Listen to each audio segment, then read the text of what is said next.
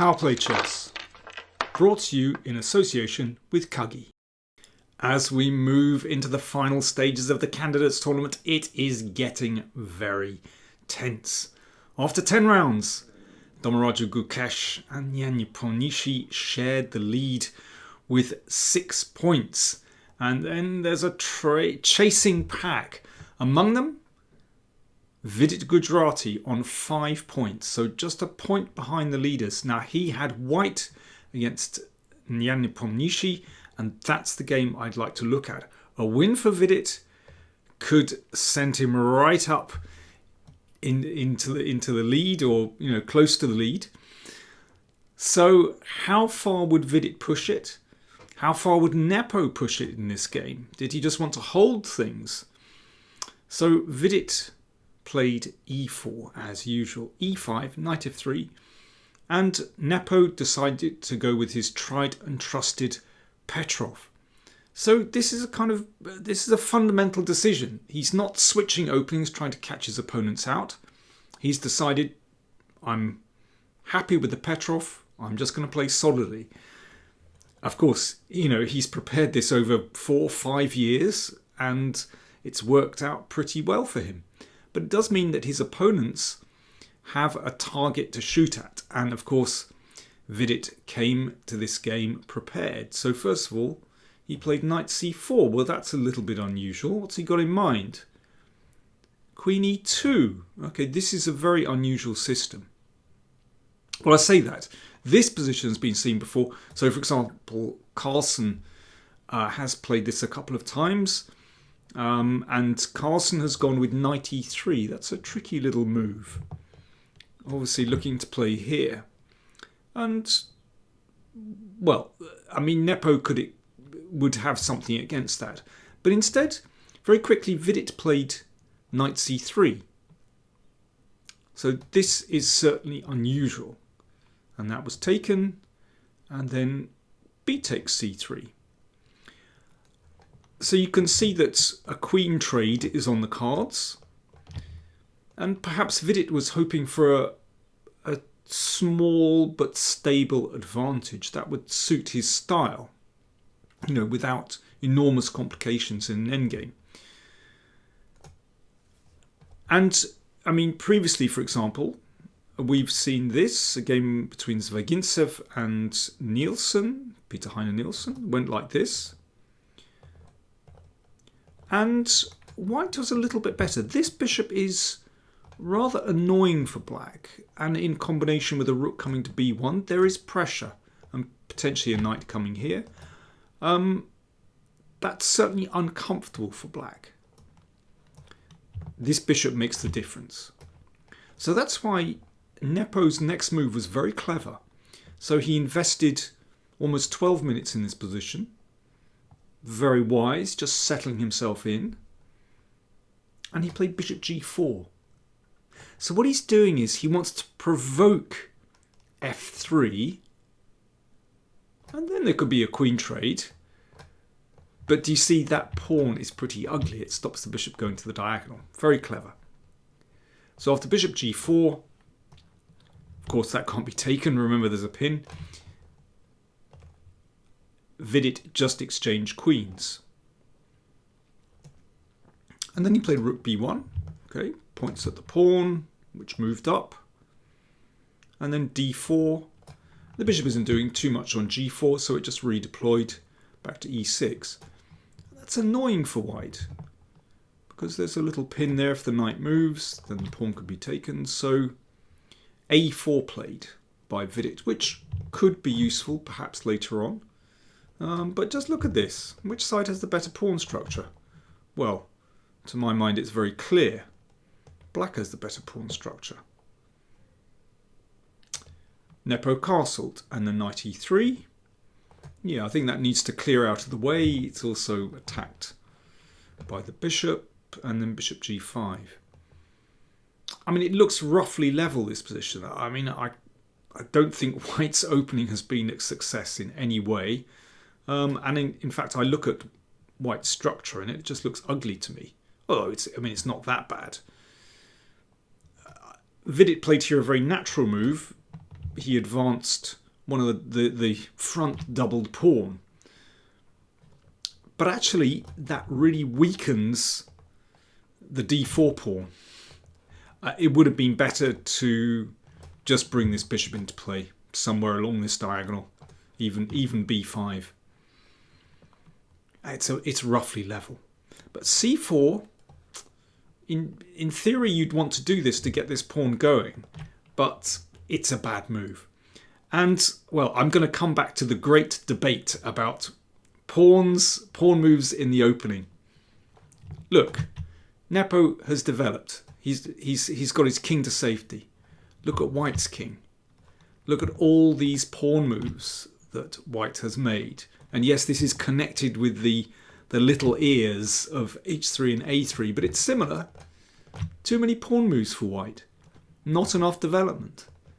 And Black can take the initiative here. So rook e8. Good move. Looking at the king. h4 played. I mean, I'm not sure about h4 because actually it pushes the bishop back here, where I think that's where it wants to be.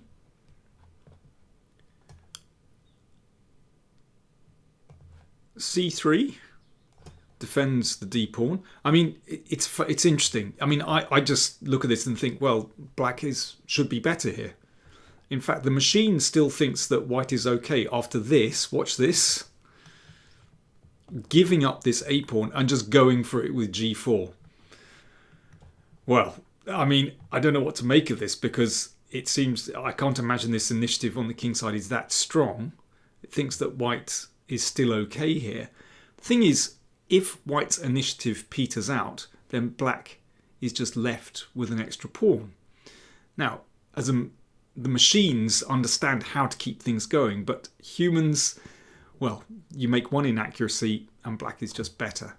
So that is a very computery suggestion. Vidit just played c3, as one would, protecting this pawn.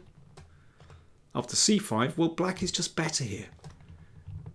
There's already pressure on the centre, and White has yet to develop properly, basically. You know, if this one advances, you can see that can be taken.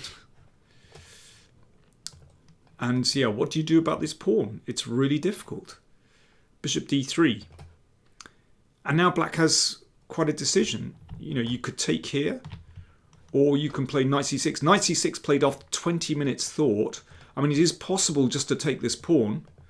I know bishop e4 looks very strong, but actually hitting the rook. But actually, this is a nice move. And bishop goes back here. So material is level. That's hit. But there's no doubt that Black has the advantage here. This a pawn is potentially vulnerable. A rook coming to c8 to look at that bishop. I don't think the d pawn is going very far. There's a nice square on c5 for the bishop or the knight. Black has the better chances. Knight c6 played by Nepo instead. Well, that also is a good move. Obviously there's pressure here, so the pawn has to be advanced. And don't take this one because that's a problem. So knight e5 attacks the bishop. So what White does, instead of, you know, if bishop e2, then bishop d7 hits that lone a pawn. But instead of that, Vidit gives up the bishop and then takes on e6. Now I think Black has a positional advantage here because this is a very nice pawn structure. Compare it with White's pawns here. That doesn't look very attractive. Nevertheless, White has stabilised. And there is the chance for White to push on the king side. So, yes, Black has some kind of positional advantage with the pawns, but White has dynamic play on the king side. Yeah, let's also mention, I mean, Black is beautifully coordinated here. Compare with White's pieces. But White has some play on the king side. I mean, this knight gives the king some stability. g6 played. not the only thing to do. I mean, this is also very tempting to play like this. And bishop e5, it's a nice square. And potentially d5. Black has the better chances here. But g6 played. This is a long game. I'm going to bash through a few moves here. And yeah, I mean, white has to be very careful. If you play something like this, again, d5, this is the problem. The king is in the middle. And if white is careless, then suddenly you can see black's forces are coordinated. The king could get struck down in the middle here. This is not an easy position. So Vidit played a good move here. A little bit of distraction with a5, and that breaks up black's pawns. So, I mean, black doesn't really want to have to defend that pawn, so Nepo took it, fine. And rook b7. Well, of course you can't allow the rook to stay on the 7th rank, so rook d7. And that was exchanged. And rook d1. So somehow that exchange has benefited white. The knight has had to go back. The rook comes in and attacks this one. So bishop f8. Black is going backwards, and there's no doubt that Vidit has some play for the pawn here. This bishop is coming to f4 to attack the pawn in the middle. So rook b8. The rook activates, bishop f4. And rook b2 check played by Nepo. He could have just defended the pawn here. But then rook a1 hits this one. Rook a6, rook b1. And now black doesn't have time to push this because of rook b7. See, the king is a bit of a problem. Black's king is very poor here, actually. So after rook b1, the rook would come back to b6. And then rook a1, probably just a draw. Yeah, and in this position, if knight b6 blocking, then that knight hops in and knight e8, and the d pawn is vulnerable. And white has sufficient play in this position. Yeah, that's a funny idea here, actually. That would trap the rook if black isn't careful. Anyway, white is all right in that variation. So Nepo played rook b2 check. And then to defend this pawn, he pushed the e-pawn. But that's a risky move because you can see it weakens these squares. And that bishop looks pretty ugly on f8. Bishop e3, there are serious weaknesses here. On a good day, if that king managed to march in, well, white would have an absolutely massive advantage here. However, it's not that clear because, yeah, there's a weak pawn there. The knight covers this square. The knight can support the pawn. So we've just got a really unbalanced position. Knight check. King h8. That's a curious move. Perhaps he wants to sort of tempt this move, but I mean, it looks... Yeah, of course, king g7 can be met by knight e8. This of course, is the problem. But the king does not look good in the corner, frankly. Compare with white's king, which looks beautiful here. And there is potential for white to attack. Yes, black is looking good on this side of the board, but black's king is in trouble here. Potentially h5, and the rook and the king come in. But Nepo was just going for it with a4, He was kind of playing with a free hand and playing relatively quickly. Vidit was running short of time. Reminded me a little bit of the World Championship match last year, actually, when Nepo was, playing very quickly against Ding. And rook a1 played to stop the a-pawn. Can you break through with h5? Well, Nepo's idea was this. After the knight takes pawn, rook h1 here. See, you would like to be able to trap black's king, but at the moment the king can bounce up there and is safe. And if king f5, I mean, this could be fatal for black. But in this position, black is okay because of this check, a very important check to push the king away, and then king g6. So this isn't quite working at the moment. However, bear that in mind. Rook a1 stops the a pawn. I mean, there's a real balance in this position. King g7 should be played here, and black is still all right. But Nepo played rook b3 fairly quickly. It's a massive mistake. But Vidit didn't take advantage. He could play h5 now, and this is fantastically strong. So here's the idea. After takes, king here, rook h1. You see, this is not a defense now. Knight takes pawn, rook takes h5. And there is no defense with the rook swinging over to push the king away. So rook h7 is absolutely fatal. The combination of rook, knight, pawn and king is going to do for black. But Vidit, this is move 34. Vidit coming up to the time control at move 40. He didn't have time to calculate. Calculation takes time. It takes care. So he played a compromise move. He just put his king back on d3, just holding everything. a3, pushing that pawn, and the bishop came back.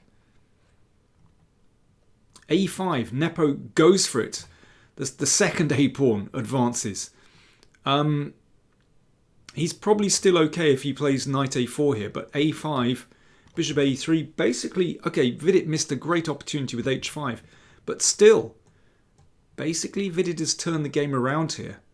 And this position is a lot of fun for white. Or it could be if black sits and waits. So let's just see what happens. Okay, supposing Nepo just played a kind of passing move. Let's say bishop e7.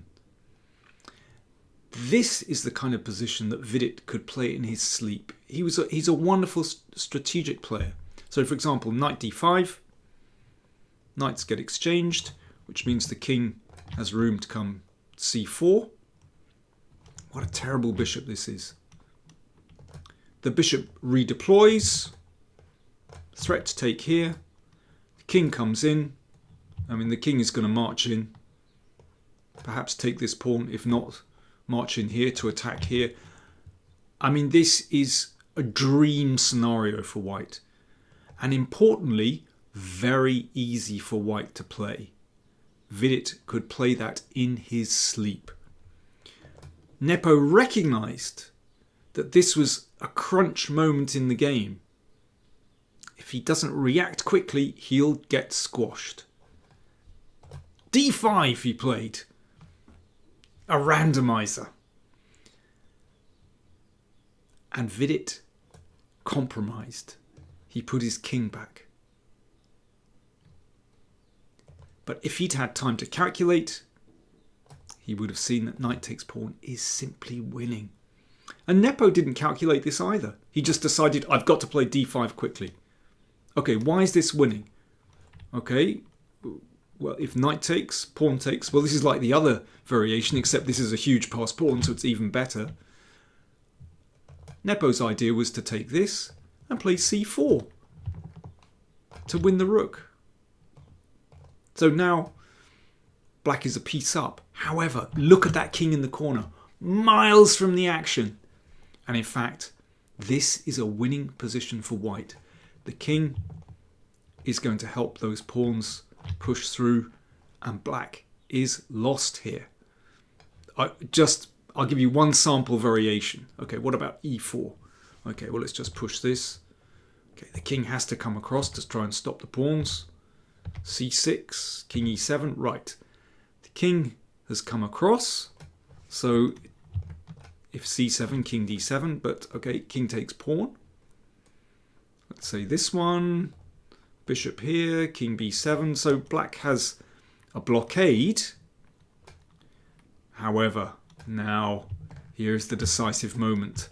Don't forget this overlap on this side of the board. Here takes g6, and basically the bishop is just overloaded. One of these pawns is going through. Now, of course, there are lots of different ways to play that for both sides, but essentially this position, this is a winning position for white. But neither player, well, Nepo just realised I've got to do something, and Vidit didn't have time to calculate. King c2 played. Pawn takes pawn. You have to save the rook. Not that this is bad for white. In a way, this is typical Vidit. He's found a very neat positional solution to the problem. It's not winning, but it's a neat solution. The knight has a beautiful square on e4. This pawn is threatened, so the rook came back. Rook d1. Well, if that rook could enter, then white is just winning. But bishop e7 is a very important move. Look at those squares. Covered by knight, covered by bishop. So that rook cannot gain entry into black's position. So therefore black is okay. And now the king approaches the middle. Knight d2 hits the pawn. Defends the pawn. Knight e4 hits the bishop. The bishop moves back. Basically, Vidit has a draw now. If he wants to draw, he could just play this, and the position would repeat. Nothing to do. But Vidit wants more. This is brave.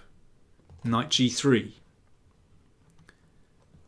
And here, presumably, he's looking to push with h5. But Nepo didn't play ball, and he played rook b3, hitting the bishop, and then moved the knight into d5, attacking c3. Knight e4 defends, king f7, but you can see that Nepo has found his feet now, and the king is entering the middle. Bishop d2, a4, rook a1, knight b6. Nepo said that he wanted to play a3, threatening, potentially threatening this, and he was looking at knight b4 check and was thinking this is probably tremendous for black with those pawns. But he said after king d2, nothing happens, and white is fine. So instead he played knight b6, defending this. Bishop e3. It's still very tight. The computer still thinks this is even, by the way.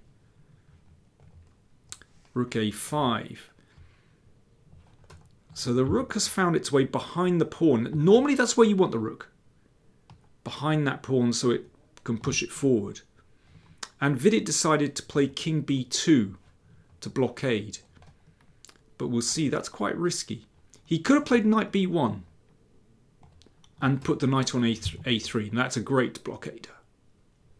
And then the rook would be free, and it's probably about even, although, all three results are possible in this position. But Vidit played king b2. Nice centralization from black. Rook b5. Rook c1. The problem is that white's king is potentially stuck at the edge of the board. Well, it is stuck at the moment. Rook b3 is an interesting move, but after this, here's the key move. If black can maybe play c4 check or knight c4, but c4 is good enough for white, and white is okay there. So Nepo just moved his king in. This is looking interesting. And black could wait here, and I don't think there's much that white can do, but Nepo went for it. Knight d5. Giving up the a pawn, but look, that king is potentially in trouble. Knight c4, okay, that gives the king more room. This square isn't guarded by the pawn.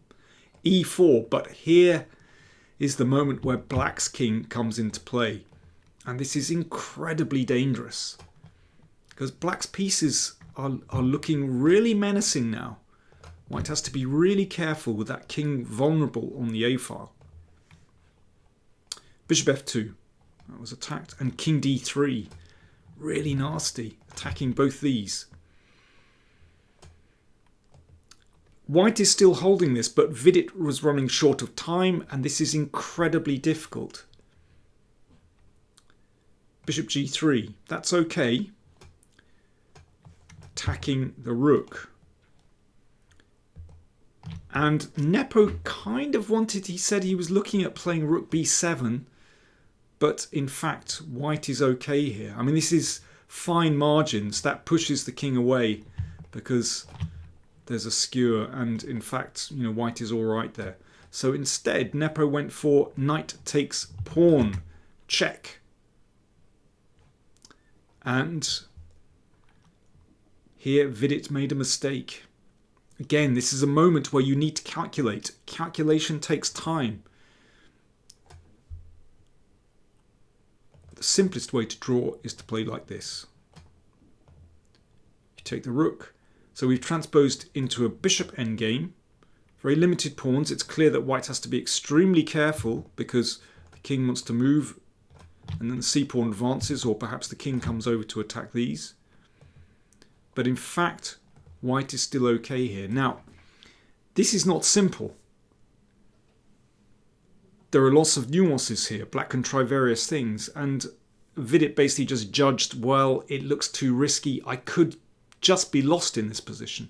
In fact, it should be a draw. So let me give a couple of variations. So for example, like this here. I mean, this is not obvious.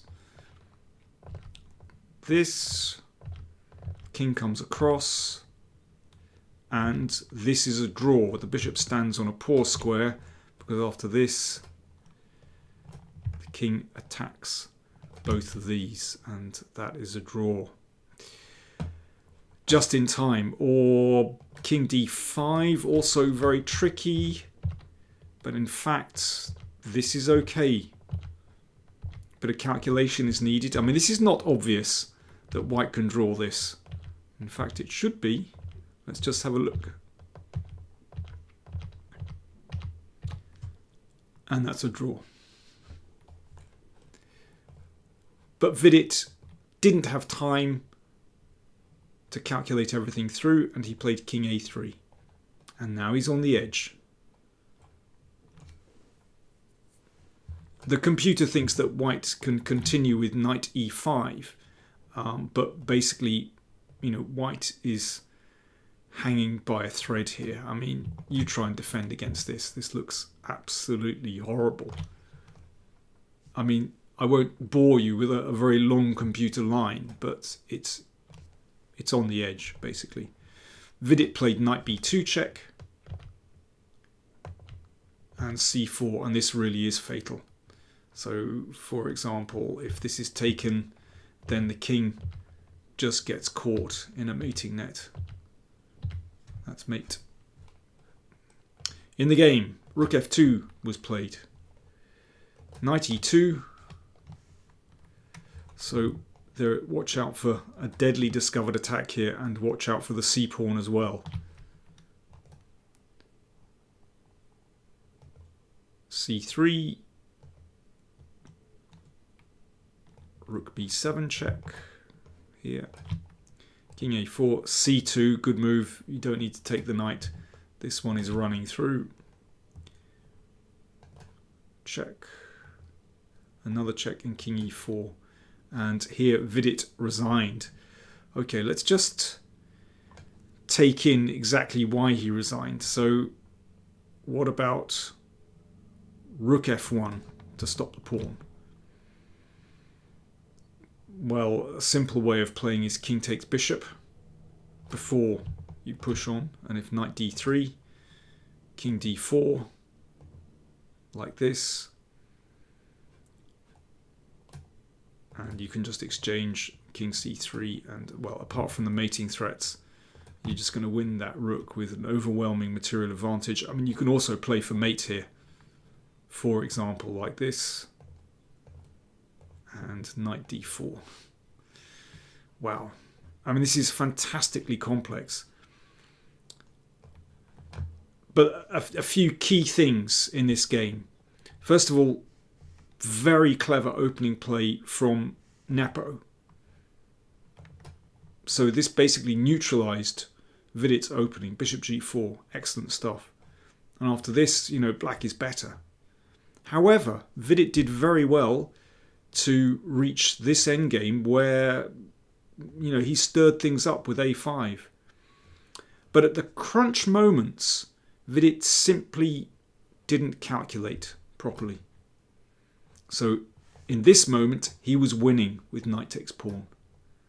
And later on, at this moment, he could have drawn. That's the simplest way to simplify like this. And that endgame was drawn. But he didn't have time to calculate, or he didn't calculate correctly. But what nerves from Nepo. I mean, really, to play for a win there. I mean, both players deserve credit for that. They both went for it in this game. Well, what's going on after 11 rounds? Well, the other big winner of the day was Hikaru Nakamura, who defeated Praggnanandhaa again by showing real determination in endgame to outplay Praggnanandhaa. So after 11 rounds, Nepomniachtchi is in the lead with 7 points. Then we have Domaraju Gukesh and Hikaru Nakamura both on 6.5, half point behind, and then Caruana on 6. 3 rounds to go. Wow. Let's just look at the pairings in round 12. Nakamura plays Firuz Jah with white. That's a chance for him. Gukesh has black against Abbasov. That's a big opportunity. Can he somehow create winning chances?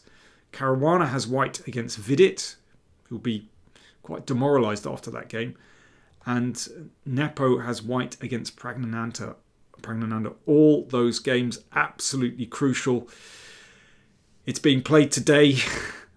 Do join me for news from round 12. But wow, we have an absolute, just an extraordinary last 3 rounds coming up. If you're not subscribed to the channel, do click on the subscribe button.